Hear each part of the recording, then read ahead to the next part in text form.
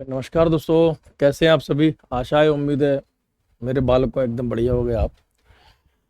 चलिए, सबसे पहले तो टाइमिंग के इशू को सॉल्व करते हैं। आपको पता है कि कभी क्लासेस इस टाइम पे, कभी उस टाइम पर है। अभी टाइमिंग थोड़ा डिसाइड नहीं हो पा रहा था, इसीलिए क्लास रेगुलर बेसिस पर नहीं हो पा रही थी। ठीक है, तो ये वाली बात आपको समझना पड़ेगा। टाइमिंग आपको पता है, इससे पहले मेरी जो क्लास होती थी ऐप में आपके बैचेस में, वो क्लास मेरी होती थी 10:15 यानी कि 10:15। ठीक है, 10:15 की क्लास का समय था, सुबह का, मॉर्निंग का। ठीक है, लेकिन फिर अभी कुछ कुछ क्लासेस को लेकर फिर रिशफल हुआ पूरा का पूरा शेड्यूल। टाइमिंग कुछ बच्चों को सुबह भी मतलब क्लास में दिक्कत हो रही थी कि सर ये टाइम थोड़ा चेंज कीजिए, और फिर आपके जो रीजनिंग वाले सर है विक्रम जी सर, उनको भी सुबह के टाइमिंग में थोड़ा सूट कर रहा था। अभी थोड़ा ऑफलाइन में के बैचेज हमारे ऑफ चल रहे हैं, कुछ बैचेज ऑफ। ठीक है, इसलिए गर्मी बहुत की वजह से, और बाकी दिल्ली दिल्ली मुखर्जी नगर में आपको पता होगा कि एमसीडी का प्रकोप बहुत ज़्यादा है इस समय थोड़ा। तो अब टाइमिंग आपकी कुछ समय तक, जब तक कि मैं कोई नई इंफॉर्मेशन नहीं दे देता, क्लास की टाइमिंग जो न्यू टाइम है वो आपकी 1 PM रहेगी। 1 बजे का समय रहेगा। कितने बजे का रहेगा? रीजनिंग की क्लास बेटा होती थी, अब आपकी रीजनिंग की क्लास सुबह पहुंच गई है 9 बजे और 10 बजे ऐप में। तो अब मेरी 1 PM की फिक्स टाइमिंग है अभी कुछ समय तक, और जैसे ही थोड़ा मतलब स्लॉट होगा तो कोशिश करें क्लास को थोड़ा और पहले कर दे, 11-12, या अगर पुराना वाला टाइम एडजस्ट हो जाए तो पुराने वाले समय में ही हम इस क्लास को कर देंगे। ठीक है, तो चलिए, आप लोग दोबारा से सवाल ना पूछें, इसीलिए क्लासेस लास्ट वीक भी नहीं हो पाए, फिर कुछ तबीयत भी खराब रही इस वजह से। हाँ, 2 बजे से इंग्लिश है तो इट्स ओके, कोई बात नहीं। 2 बजे से तो पहले पहले इस वाले क्लास को बेटा हम समाप्त कर देंगे। अरे किसका बर्थडे है? हैप्पी बर्थडे भाई। आओ, तो हड़प्पा को हमने समाप्त किया था, है ना बच्चे। सिंधु घाटी सभ्यता का चैप्टर एकदम समाप्त कर लिया था, और अब सिंधु घाटी चैप्टर से हम लोग आगे पढ़ेंगे। हड़प्पा सिविलाइजेशन से आगे जो आज का चैप्टर है वो है वैदिक पीरियड। वैदिक काल हम इसे कहते हैं, शुद्ध हिंदी में वैदिक काल।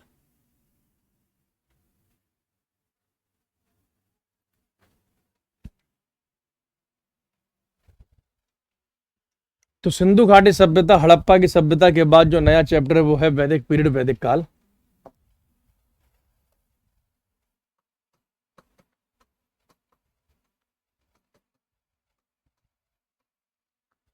वैदिक काल, वैदिक एरा भी लिख सकते हैं। 1500 BC टू 600 BC, 1500 ईसा पूर्व से लेके 600 ईसा पूर्व तक का ये समय अवधि है। चलो, नहीं मिली है तो बेटे अपलोड करवा देंगे लास्ट क्लास की PDF वगैरह सब कुछ। और फिर मैं आपसे बोल रहा हूँ, अगर साथ साथ में मतलब लिखोगे तो सबको समझ में आएगा, वो भी करवाएंगे। इनकी प्रैक्टिस शीट या फिर MCQ प्रैक्टिस सेशन के तौर पर भी आप तक उपस्थित करवा दिए जाएंगे बहुत जल्द। मैं यहीं सॉल्व कराऊंगा। साधना जी प्रजापति का आज बर्थडे है भाई, happy birthday, wish you happy happy birthday, happy happy birthday to you. ठीक है बेटे, कुछ और चैप्टर कर लेते हैं आगे। वैदिक काल को हम एक और नाम से जानते हैं, लिखो, एरा ऑफ आर्यंस।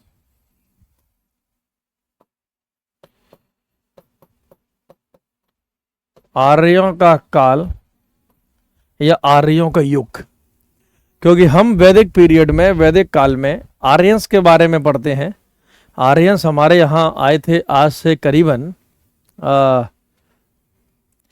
1500 BC लिखा है, तो आज से करीबन 3500 साल पहले। तो ऐसा माना जाता है कि आर्यों का इतिहास इंडिया में है 3500 ईयर्स अगो, 3500 साल पहले का। तो आर्यन हिंदुस्तान कब आए थे? आज से करीबन 3500 साल पहले आए थे। पीवाईक्यू के लिए तो कोई सी भी बुक ले सकते हैं। तो इससे पहले हम वैदिक काल की शुरुआत करें, सबसे पहले हमें आर्यों के बारे में जानना पहचानना चाहिए, क्योंकि हम वेदों के बारे में पढ़े या आर्यों के बारे में पढ़े एक ही बात है, क्योंकि वेदों की रचना आर्यों के काल में हुई है। ठीक है, एक तो पॉइंट आपका ये क्लियर हो जाना चाहिए।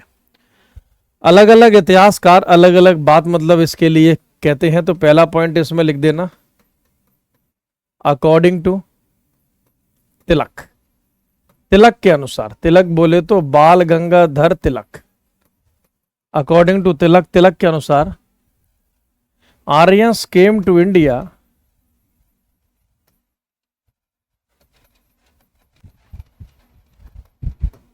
From Central Asia. आर्य लोग भारत मध्य एशिया से आए थे। आर्य भारत मध्य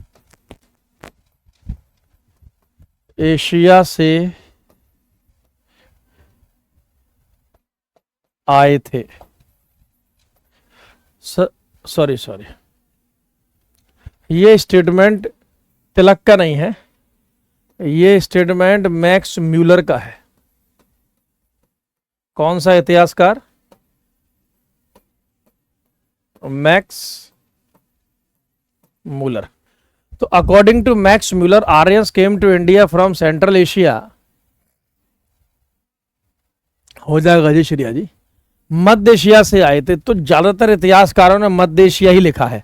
तो अगर आपसे एग्जाम में पूछा भी जाए कि बताओ इतिहासकारों के अकॉर्डिंग आर्यंस लोग कहां से आए थे, तो आंसर आपका हो जाएगा Aryans came to India from Central Asia, यानी कि आर्य लोग मध्य एशिया से आए थे। कहां से आए थे? आर्यंस जो मतलब आए थे वो मध्य एशिया से आए थे, सेंट्रल एशिया से, मध्य एशिया से। हाँ जी विकास जी, लेकिन तिलक साहब ने अलग कहा है। तो आपसे मतलब पूछा जाएगा अकॉर्डिंग टू तिलक। तिलक बोले तो बाल गंगाधर तिलक के अनुसार Aryans came to India from Arctic region. लिख लो, इन्होंने कहा कि आर्यंस भारत आर्कटिक क्षेत्र से आए थे। ये दो स्टेटमेंट याद रखना। एक तो रीजन वाला, ये क्वेश्चन आपसे पूछा जा सकता है कि कौन कौन मतलब किस किस ने कहा। तो दो ही बातें बस केवल आपको अपने एग्जामिनेशन पॉइंट ऑफ व्यू के हिसाब से याद रखनी है कि मैक्स म्यूलर तो कहता है कि आर्यन सेंट्रल एशिया मध्य एशिया से आए थे। ये तो मैक्स म्यूलर का कथन है। और तिलक जी कहते हैं कि नहीं नहीं नहीं भाई, ऐसे क्या बात कर रहे हो, आर्कटिक से आए थे भाई, आर्कटिक क्षेत्र से आए थे। लेकिन मैक्सिमम इतिहासकारों ने सेंट्रल एशिया का है, तो हम भी सेंट्रल एशिया ही मानेंगे, मध्य एशिया मानेंगे। मध्य एशिया के लोग होते लंबे चौड़े, एकदम गोरे चिट्टे, इस प्रकार से होते हैं। फिर आपसे पूछा जाएगा meaning of word Aryan. Meaning of Aryan, आर्य शब्द का मतलब बताइए, क्योंकि हम लोग जो हैं आजकल की जो इंडिया की पॉपुलेशन है, हिंदुस्तान की जो जनसंख्या है, वो मैक्सिमम आर्यंस ही है। मतलब इन्हें आर्य ही माना गया है। मतलब हमारे जो पूर्वज हैं वो मैक्सिमम आर्य हैं। आपको पता है कि इंडिया की पॉपुलेशन आर्य और द्रविडियंस में डिवाइडेड है, आर्य और द्रविड़ों में बटी हुई है। तो आर्य शब्द का मतलब है हाई ब्लड, मतलब उच्च रक्त, ऊंचा खून, या सुपीरियर रेस, मतलब सर्वोच्च प्रजाति। तो आर्य शब्द का मतलब है जो सबसे सर्वोच्च है, सबसे सुपीरियर है, हमसे ऊपर कोई नहीं है, हाई ब्लड, ऊंचा खून, ऊंचा खानदान। ठीक है, समझ गए? इस प्रकार से आर्यों की यहाँ पे मतलब शुरुआत हुई है। जब आर्यंस आएंगे तो अपने खून को सर्वोच्च मानेंगे। And Aryans were warrior. लिख लो, ये योद्धा थे, बल्कि विश्व में इन्हें पहला योद्धा भी कहा गया। विश्व का पहला योद्धा आर्यंस रहे हैं, first warriors in the world. तो ये विश्व के पहले योद्धा रहे, श्रेष्ठ रहे हैं एकदम। ठीक है, तो इन सब के बारे में हम यहां पर पढ़ेंगे। तो वैदिक पीरियड में लिख देना, इन वैदिक पीरियड वी फाउंड 4 वेदास। अच्छा अच्छा, सॉरी सॉरी। तो वैदिक काल के बारे में हम पढ़ रहे हैं। एक और बात यहीं पर बता दूं ताकि कोई कंफ्यूजन ना हो, है बच्चे। वैदिक काल के बारे में हम और आप मिलके पढ़ रहे हैं। किसके बारे में? वैदिक काल के बारे में।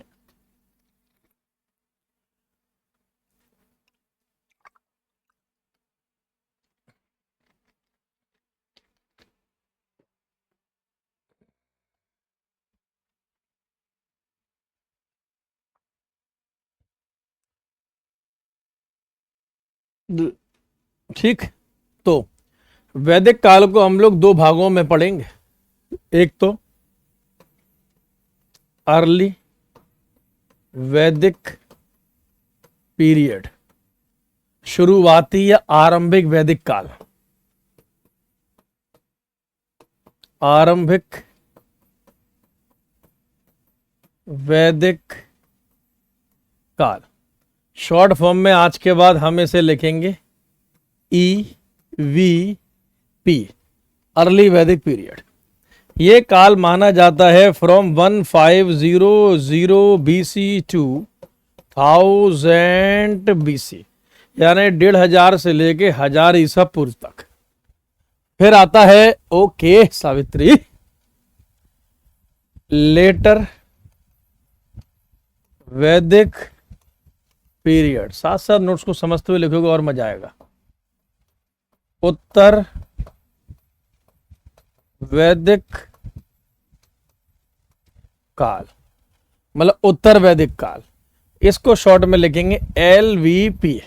ये समय माना जाता है 1000 BC टू 600 BC, 1000 ईसा पूर्व से लेके 600 ईसा पूर्व तक। ठीक है, तो एक तो ये पढ़ लेना। हालांकि हम वैदिक काल को उत्तर वैदिक और आरंभिक वैदिक काल से नहीं पढ़ेंगे, हम वैदिक काल को वैदिक काल से ही पढ़ेंगे, यानी जो कुछ भी हम पढ़ेंगे वो सब इन्हीं, या तो इसमें हुआ होगा या इसमें हुआ होगा। लेकिन फिर भी आपको याद होना चाहिए कि वैदिक काल दो भागों में बटा हुआ है। तो अगर हम वैदिक पीरियड की बात करें, इन वैदिक पीरियड वी फाउंड 4 वेदास। वैदिक काल में हमें कितने वेद मिले हैं? 4 वेद मिले हैं। और पूछा जाएगा कि भैया वेद शब्द का मतलब बता दीजिए, तो वेद शब्द का मतलब है नॉलेज, ज्ञान, नॉलेज, ज्ञान। What do you mean by the word Veda? वेद शब्द का मतलब क्या है? तो वेद शब्द का मतलब है आपका ज्ञान।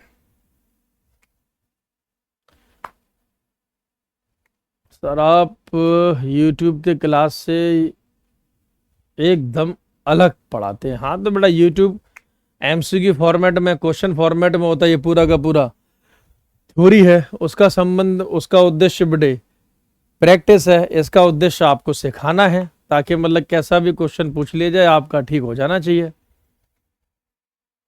अरे आलोक रंजन मेरे बच्चे, सही है भाई, हो जाएगा हो जाएगा, एग्जाम से पहले ही बेटा पूरा सिलेबस हो जाएगा।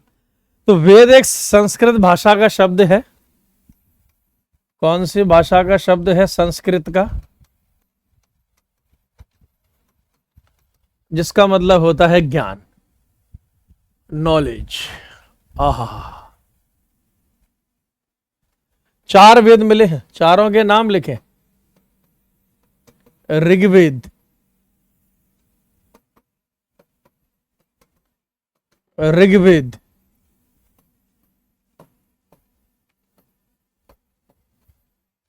सामवेद, यजुर्वेद,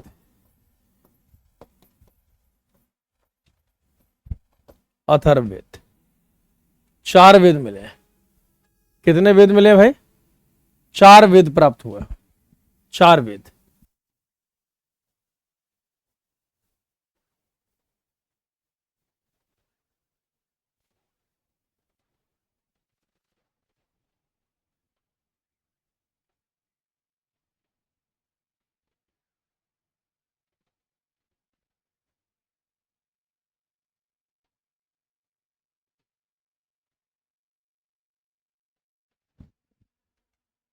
ठीक है।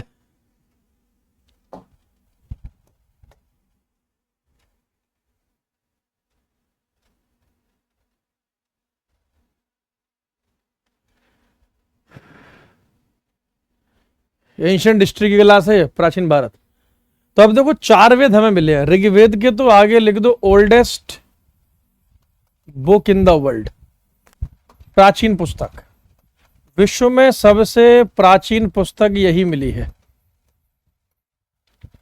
Oldest book. यानी लोगों को, पूरे संसार को पढ़ना लिखना हमने सिखाया, हमने ज्ञान दिया, हमने, हमारे पूर्वजों ने बेटे, हमारी संस्कृति ने। ठीक। Samaveda, oldest book on music, संगीत के ऊपर सबसे प्राचीन किताब। म्यूजिक, संगीत के ऊपर सबसे पुरानी किताब। मतलब दुनिया को संगीत हमने सिखाया है, हमने। 7 सुर सुने होंगे म्यूजिक में, संगीत में 7 सुर होते हैं, सारे गामा पाधा नीसा। ये दुनिया को हमने दिए हैं 7 सुर। आप किसी भी भाषा में जाइए, किसी भी प्रकार के म्यूजिक में, संगीत में जाइए, अंग्रेजों का म्यूजिक हो, हॉलीवुड का हो, टॉलीवुड का हो, बॉलीवुड हो, कॉलीवुड हो, बॉलीवुड हो, कोई भी वुड हो, आप किसी भी देश में जाए, सब में 7 ही सुर होते हैं। जैसे हमारे यहाँ 7 सुर हैं, सारे गामा पाधा नीसा। ऐसे अगर आप मतलब विदेशों में जाएं, जैसे कि इंग्लिश में अगर आप मतलब जाएं, अंग्रेजी में जाएं, जो कि इंग्लिश में सॉन्ग जो आपके कंपोज मतलब होते हैं, उसमें भी आपको 7 ही सुर मिलेंगे। लोना मोना ओना पीसा। ठीक, वैसे सारे गामा पाधा नीसा, ओना मोना लोना पीसा। संगी, यजुर्वेद लिख लेना, ओल्डेस्ट बुक ऑन स्पिरिचुअल, धार्मिक क्रियाकलाप के ऊपर सबसे पुरानी किताब। ओल्डेस्ट बुक ऑन स्पिरिचुअल्स, धार्मिक कलाप के ऊपर सबसे पुरानी किताब। धार्मिक कलाप के ऊपर सबसे पुरानी किताब, धार्मिक कलाप। और Atharvaveda, oldest book on magic, जादू के ऊपर, तंत्र मंत्रों के ऊपर सबसे पुरानी किताब। इस किताब में आपको मिलेंगे ब्लैक मैजिक, काला जादू, और वाइट मैजिक, सफेद या श्वेत जादू। ठीक है, इतनी बात याद हो गई। काला जादू, सफेद जादू। काला जादू समझते हो, आम बुम बाम फट।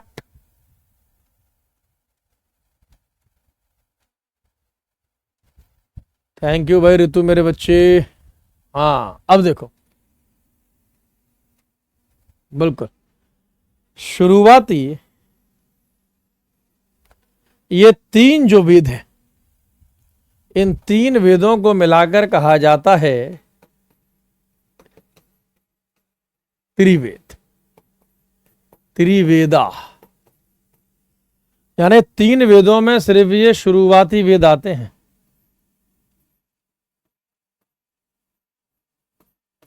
3 वेदों में सिर्फ और सिर्फ ये शुरुआती वेद ही आते हैं, और कोई वेद नहीं आता। ठीक, 3 वेदों में सिर्फ और सिर्फ ये शुरुआती वेद हैं, बाकी और कोई वेद नहीं है। व्हाइट मैजिक क्या होता है कि काले जादू के असर को खत्म करने के लिए होता है। ठीक है, ये तो अथर्ववेद को आप वैसे भी लिख सकते हो कि अथर्ववेद में तंत्र मंत्र हैं।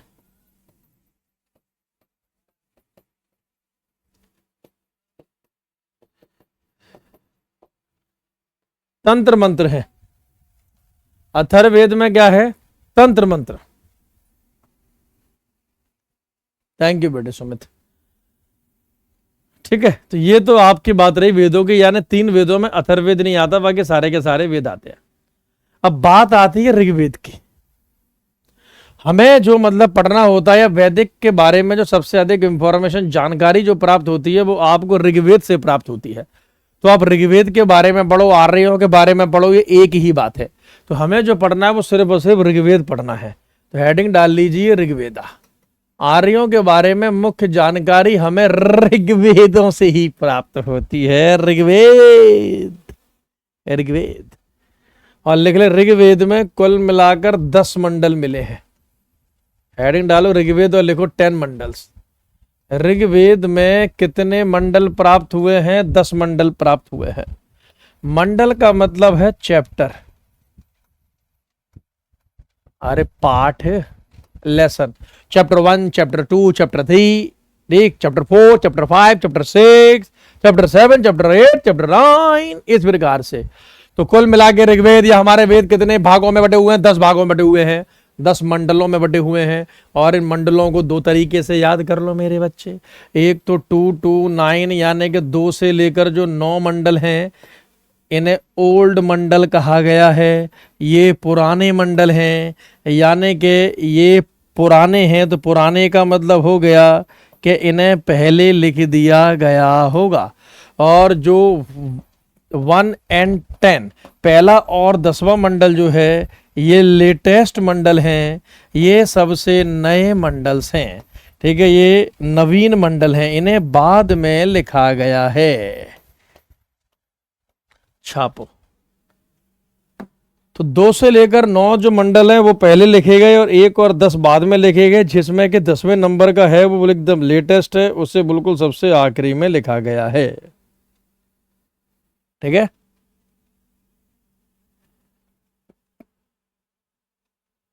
चलो भाई, यहां तक कोई दिक्कत?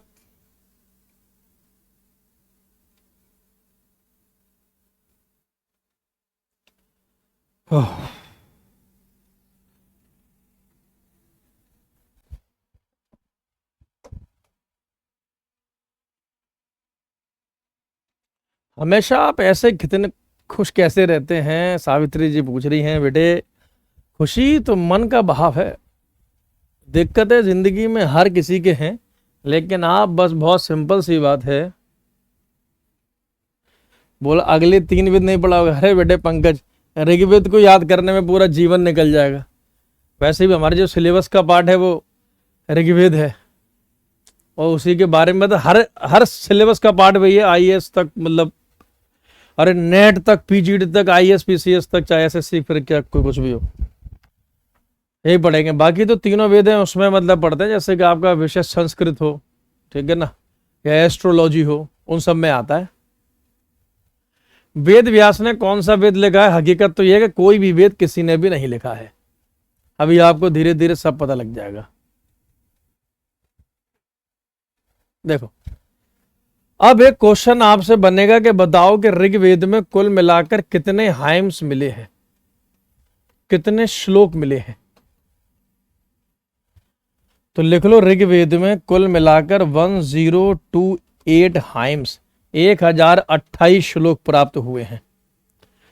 ठीक है, 10 चैप्टर, 1028 श्लोक। तो देयर आर टोटल 1028 हाइम्स इन ऋग्वेदा। ऋग्वेद में कुल मिलाकर 1028 हाइम्स मिले हैं। और ऋग्वेद का मतलब है कि हम आर्यों के बारे में पढ़ते हैं, यानी कि जैसे, तो अब हम यहां से देखेंगे, इन किताबों के माध्यम से हमें जानकारी प्राप्त मतलब हुई है कि वैदिक काल के जो लोग होते थे, वैदिक पीपल जो होते थे, इनके ज्योग्राफी कहाँ होती थी, यानी कि भूगोल कहाँ होता था, इकोनॉमी कैसी होती थी, सोसाइटी कैसी होती थी, इन्हीं सब के बारे में हमें पढ़ना होता है। तो सबसे पहले हेडिंग डाल लीजिए, ज्योग्राफी ऑफ वैदिक पीरियड, वैदिक काल का भूगोल। अरे मैं भूगोल नहीं पढ़ा रहा हूं, अभी मैं सिर्फ वैदिक काल का भूगोल पढ़ा रहा हूं। मुझे भूगोल आता हो या ना आता हो, लेकिन मुझे हिस्ट्री में यानी वैदिक काल का भूगोल पूरा आता है।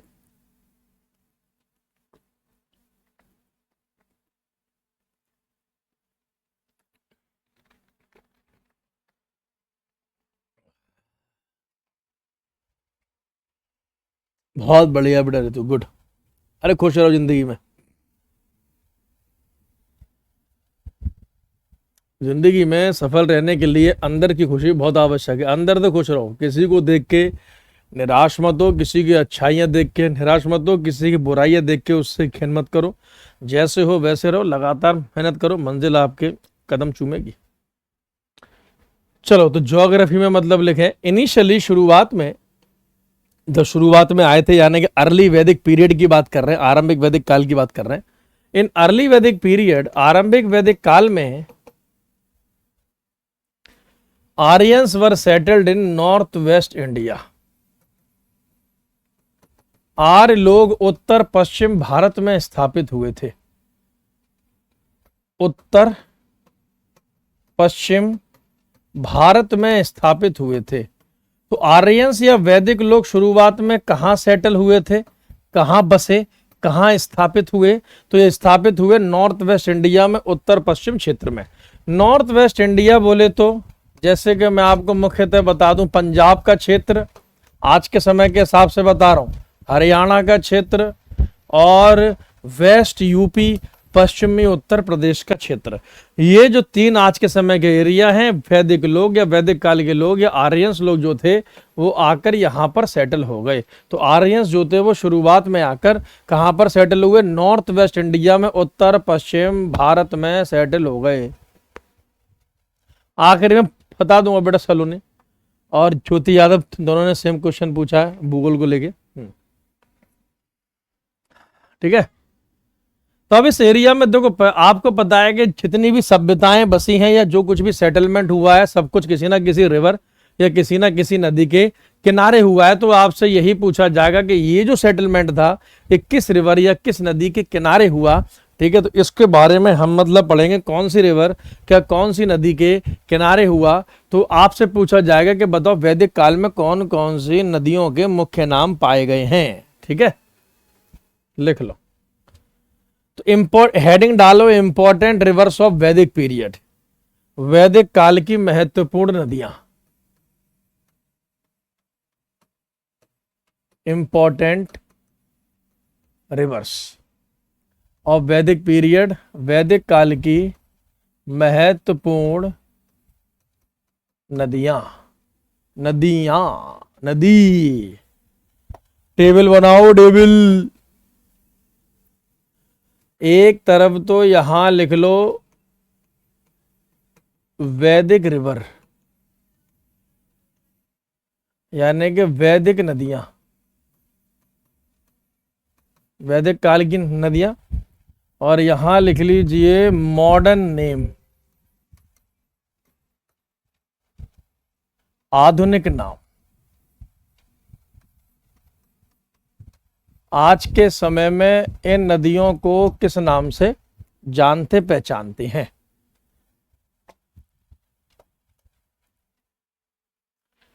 सबसे पहली नदी लिखो, वैदिक काल में आपने एक नदी का नाम सुना होगा, सिंधु। कौन सी नदी? सिंधु। सिंधु। आज के समय का इस नदी का नाम है इंदस। दूसरी नदी का नाम हम वैदिक काल में बता रहे, ऋग्वेद में जो नाम मतलब मिला है वो मिला है वितस्ता।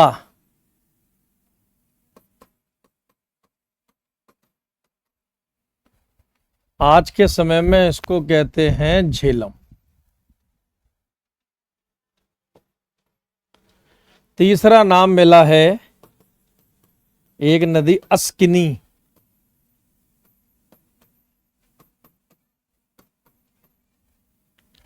आज के समय की है चेनाब।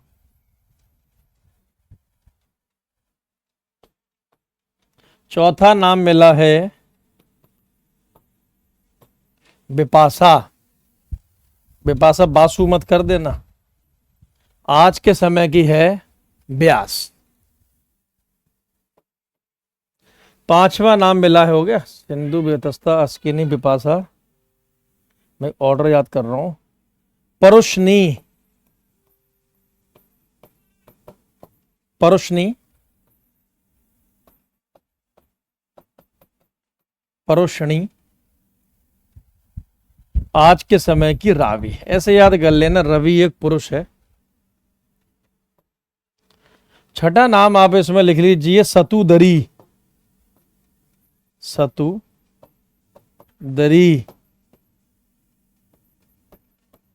सतुदरी। आज के समय की सतलज। सतलुज। और आखिरी लिख लो नादी तरना। नादी तरना,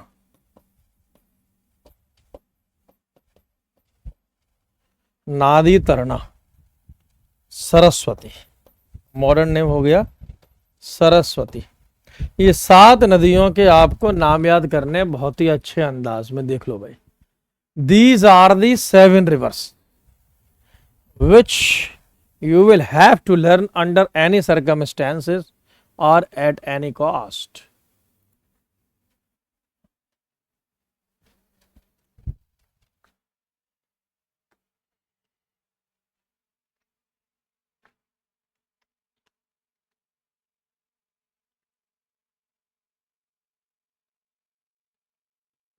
यस रोहन जी, देख सकते हैं बेटा, बिल्कुल ये भी कोई पूछने वाली बात है।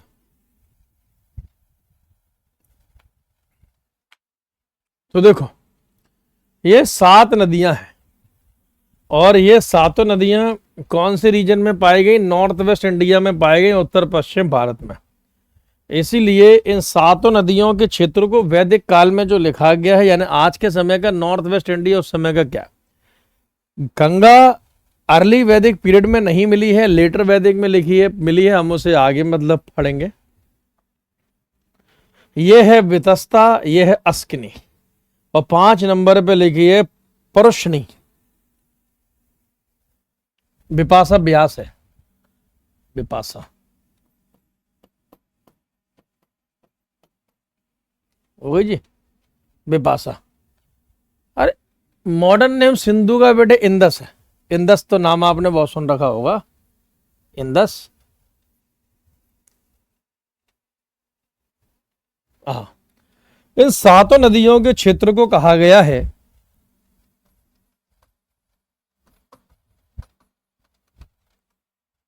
सप्त सिंधु। सप्त सिंधु, इस शब्द का मतलब है एरिया ऑफ 7 रिवर्स, 7 नदियों का क्षेत्र, छप। तो सप्त सिंधु रीजन, तो अगर पूछा जाए कि शुरुआत में आर्यंस या वैदिक काल का जो सेटलमेंट था वो कौन से रीजन में था, तो आंसर उसमें एक ऑप्शन होगा सप्त सिंधु। तो आंसर हो जाएगा सप्त सिंधु रीजन या सप्त सिंधु क्षेत्र। तो सप्त सिंधु क्षेत्र में आपको ये देखने के लिए मिला, जिसका मतलब है एरिया ऑफ 7 रिवर, आज के समय का नॉर्थ वेस्ट इंडिया। सबसे अधिक बार किस नदी का नाम मिला है? कुछ इस प्रकार से क्वेश्चन बनेंगे, लेकिन पहले इसको पूरे टेबल को याद कर लो। एक क्वेश्चन आपसे मैच द फॉलोइंग में अवश्य पूछा जाएगा, या पूछा जाएगा which of the following is incorrect match, इनमें से कौन सही सुमेलित नहीं है, कौन सही सुमेलित है, या क्या है क्या नहीं है। इस हिसाब से क्वेश्चन आपसे पूछे जाते रहे हैं और पूछे जाते रहेंगे, ठीक है।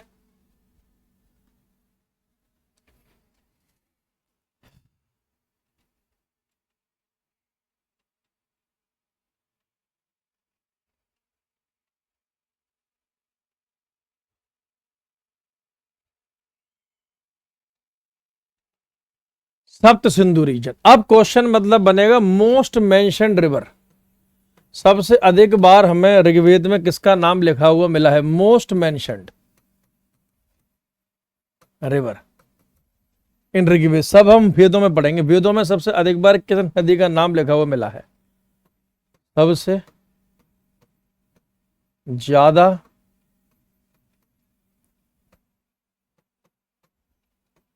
लिखा हुआ नाम। तो नदियों में किस नदी का नाम सबसे ज्यादा बार उल्लेखित है? तो लिख लो सिंधु, सिंधु रिवर। हमें वेदों में सिंधु नदी का नाम सबसे ज्यादा लिखा हुआ मिला है 10 टाइम्स। कितनी बार? 10 बार।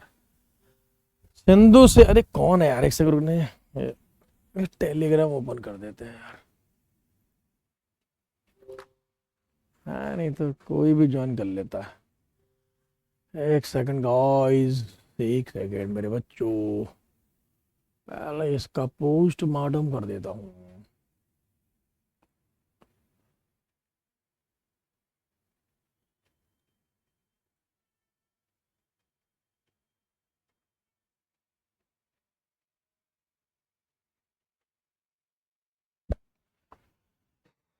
ठीक है,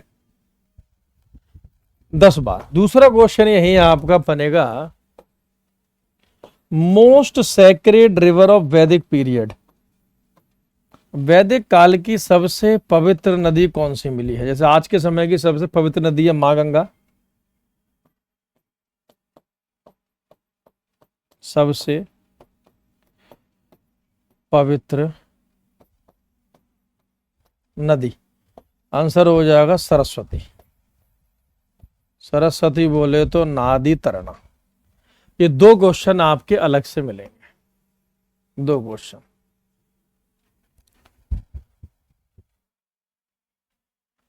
हाँ, सबसे पवित्र सरस्वती और मोस्ट मेंशन्ड रिवर इज,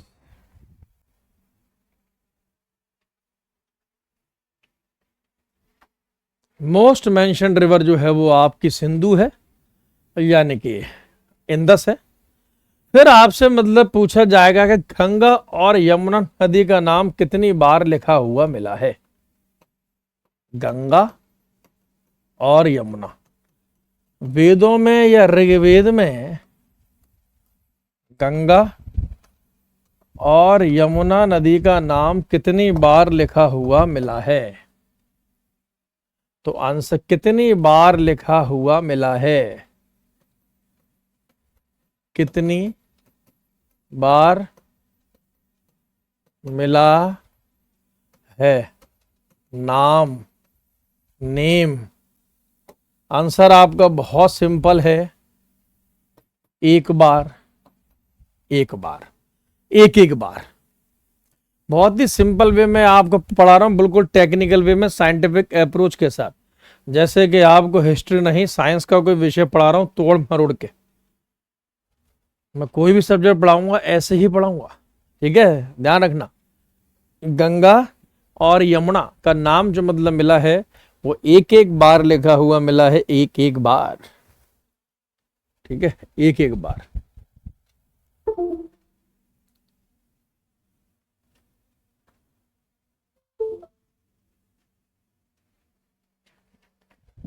कितनी कितनी बार? एक एक बार।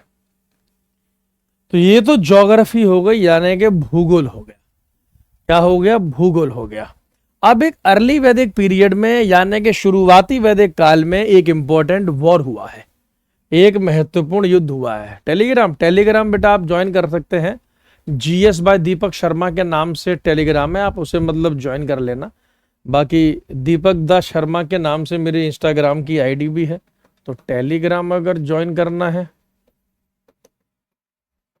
ओपन टू ऑल है ये, GS बाय दीपक शर्मा के नाम से है, इसको ज्वाइन कर लेना। इंस्टा आईडी अगर मतलब लेनी, मतलब ज्वाइन करनी है, तो दीपक दा शर्मा के नाम से है, यहाँ फॉलो कर सकते हैं इंस्टा पे दीपक दा शर्मा के नाम से, ठीक है। दीपक दा शर्मा, शर्मा दा दीपक है, मैं तो भूल भी जाता हूँ बेटा अक्सर, स्टाफ ही मतलब मेनली रहता है। कुछ बच्चों के तो रिप्लाई या कुछ वीडियोस वगैरह तो ऐसे मैं अपलोड करता ही रहता हूँ।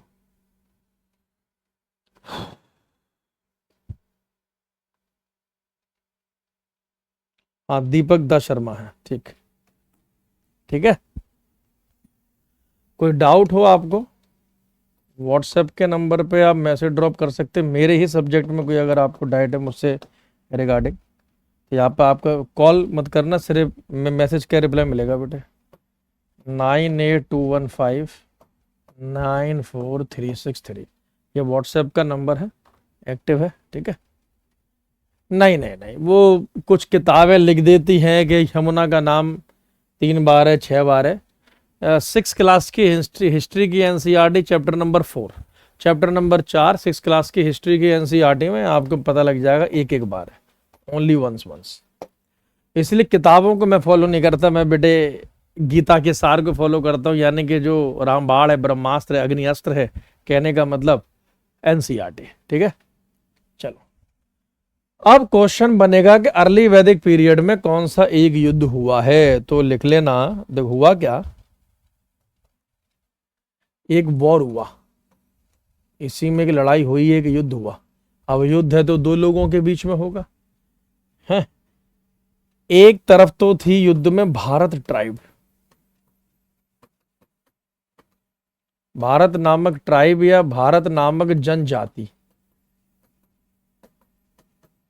क्योंकि वैदिक काल ट्राइबल पीरियड है, ये एक जनजाति युग है, जनजाति काल है, यहां पे ज्यादातर आपको जनजाति मिलेंगे।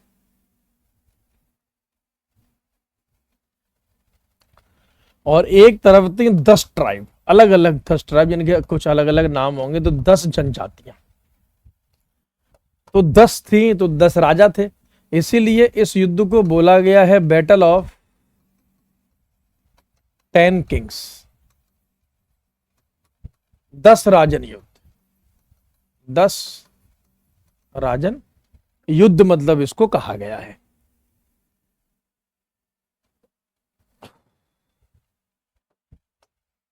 ये जो युद्ध था ये लड़ा गया परुष्णी नदी के किनारे, on the bank of Parushni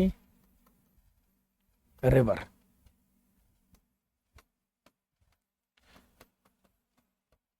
Parushni नदी के किनारे। तो एक तो क्वेश्चन ये बनता है कि अर्ली वैदिक पीरियड यानी आरंभिक या शुरुआती वैदिक काल में जो युद्ध लड़ा गया वो किस नदी के किनारे, तो परुष्णी रिवर या परुष्णी नदी के किनारे वो वाला युद्ध मतलब लड़ा गया, ठीक है। और इसे 10 राजन युद्ध मतलब कहा गया है।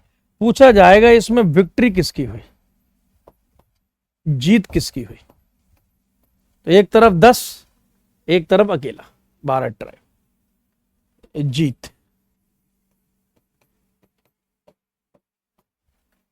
भारत ट्राइब की हुई, इसमें भारत जनजाति को जीत प्राप्त हुई, इसीलिए 10 राजन युद्ध को भारत वॉर भी कहा गया है, भारत युद्ध भी कहा गया है।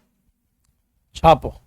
तो अर्ली वैदिक पीरियड में, शुरुआती या आरंभिक वैदिक काल में, we found the evidence of the Bharat war, हमें भारत युद्ध के साक्ष्य प्राप्त हुए हैं on the bank of the Parushni river, Parushni नदी के किनारे, एक तरफ 10 जनजातियों और एक तरफ अकेली आपकी भारत ट्राइब या भारत नामक जनजाति के साक्ष्य प्राप्त होते हैं, भारत ट्राइब या भारत नामक जनजाति के साक्ष्य प्राप्त होते हैं, भारत ट्राइब या भारत नामक जनजाति के साक्ष्य प्राप्त होते हैं, ठीक है।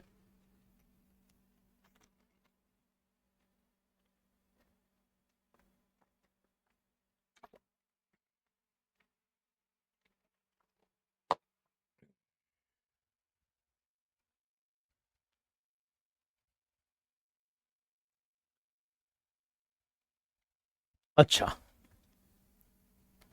इसी भारत जनजाति के ऊपर हमारे देश का नाम पड़ा है भारत, ठीक है।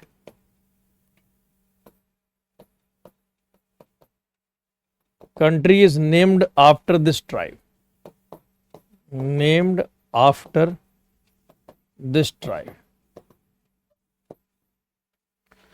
इसी के नाम पर देश का नाम पड़ा है भारत, ठीक है, इसी के नाम पर, इसी के नाम पर देश का नाम। तो अगर आपसे पूछा जाए कि बताओ भाई हमारे देश का नाम कौन से समुदाय, कौन से समुदाय के नाम के ऊपर है, कौन से कम्युनिटी के ऊपर है, किस ट्राइबल ग्रुप या समूह के ऊपर है, तो आंसर आपका हो जाएगा भारत ट्राइब या भारत नामक समुदाय या फिर जनजाति के ऊपर इसका नाम है भारत ट्राइब या, हाँ ये सब ऋग्वेदा में ही लिखा है, तो मैं अपने मन से लिखा रहा हूँ, नालायक अपने मन से लिखा रहा हूं मैं। परुष्णी को ही तो रावी कहा गया है, तो एग्जाम में वो रावी रिवर भी लिख के दे सकता है, यानी कि रावी भी लिख के दे सकता है, रावी नदी, या परुष्णी रिवर या परुष्णी नदी भी लिख कर दे सकता है, वो कुछ भी लिख कर दे सकता है, डोंट माइंड, ठीक है। जीत किसकी हुई, अरे एरो किस तरफ जा रहा है बेटा, ये देखते नहीं हो, समझते नहीं हो मेरी बच्ची, जान खाते हो मेरी, ये लिखो मेरे बच्चे, मेरे बच्चे, ठीक है। तो भारत ट्राइब भारत नामक समुदाय के ऊपर है और इंडिया नाम इंदस रिवर के ऊपर है। देखो जैसे कि अगर मैं आपको सिंपल बताऊं, देश के अगर हम नाम की बात करें कि देश का जो नाम है कंट्रीज नेम, अभी मैं आपको सिंपल बता देता हूं ताकि आप आज के बाद कभी ना भूलें। तो देश का जो नाम है भारत, दो ही नाम है हमारे ऑफिशियल, पढ़ाने के लिए तो टीचर कुछ भी पढ़ा दे, लेकिन आधिकारिक नाम दो हैं। ये नाम भारत ट्राइब पर है, भारत नामक जनजाति पर है, और एक नाम है इंडिया। इंडिया नाम on the basis of Indus river, Sindhu नदी के नाम पर है। समझ रहे हो, इंडस नदी के ऊपर है। बनाओ ये पूरा का पूरा, ऐसे छापो। ये कहानियां मत डालोगे, राजा दुष्यंत के पुत्र भारत कौन थे उनके ऊपर है, वो सब माइथोलॉजिकल स्टोरी है, पौराणिक कथाएं हैं। इतिहास उसे मानता है जिसके सबूत मिले हैं, चाहे लिखे हुए, चाहे बेशक मतलब आपको मिले हो किसी साक्ष्य के तौर पर। हाँ, वो मतलब कहते हैं कि राजा भारत के ऊपर लिखा गया, लेकिन एक्चुअल में क्या है, भारत समुदाय के ऊपर है। किसके ऊपर? भारत समुदाय के ऊपर है, ध्यान रखिएगा। उल्टी सीधी बातें। अब क्या है कि जैसे कि आप लोग YouTube ऑनलाइन को फॉलो करते रहते हो, कोई व्यूज के चक्कर में कुछ भी इंटरेस्टिंग रोचक जानकारी प्रदान कर देता है, वही बेटे मतलब वो एक सिंपल ही बात है। ये टॉपिक मैंने पढ़ाया और सपोज करो कि मेरे व्यूज सिर्फ आए हैं 15,000 और किसी दूसरे ने पढ़ाया जिसके के व्यूज आए हैं 5 लाख, तो एक्चुअल में जो 5 लाख जिसके आए उसको मान लिया जाएगा भाई उसका ये कॉन्सेप्ट ओरिजिनल है। ठीक है, तो मतलब व्यूज के चक्कर में ना फंसे, सिर्फ कंटेंट को देखो और एग्जामिनेशन पॉइंट ऑफ व्यू के हिसाब से पढ़े। एग्जामिनेशन पॉइंट ऑफ व्यू ही आपका मतलब सिलेक्शन का आधार है। तो ये तो पूरी बात हो गई ज्योग्राफी की। अब आप डालो हेडिंग इकोनॉमी, इकोनॉमी ऑफ वैदिक पीरियड, यानी कि वैदिक काल की अर्थव्यवस्था। अब हम देखेंगे कि वैदिक काल की इकोनॉमी कैसी थी, अर्थव्यवस्था कैसी थी। ठीक है, नेक्स्ट क्लास में हम ये देखेंगे इकोनॉमी के बारे में। अब अगर आपका कोई डाउट है तो आप मुझसे पूछ सकते हैं, कोई भी डाउट या शक शुबा संदेह। एक तो टाइमिंग को लेकर बच्चों को दिक्कत है, तो मैं टाइमिंग आपको एक बार बता देता हूं, फिर से रिकॉल कर देता हूं। टाइमिंग 1 PM ही रहेगी, जब तक के कोई नया चेंज नहीं हो जाता तब तक 1 बजे की ही रहेगी क्लास। बाकी से बच्चों को भी इन्फॉर्म कर देना। सर आप यूट्यूब पर भी बढ़ाते, अरे YT का जो मेरा टाइमिंग है वो सुबह 9 AM है, यानी कि 9 बजे का है। कल भी क्लास होगी, मंडे टू फ्राइडे ये टाइम मतलब रहता है YT का। ऐप पर भी मंडे टू फ्राइडे ही क्लास रहेगी आपकी 1 बजे की। कुछ बच्चे PYQ पूछ रहे हैं, प्रीवियस ईयर क्वेश्चन। इसके लिए अभी आपको कोई भी बुक फॉलो करने की आवश्यकता नहीं है।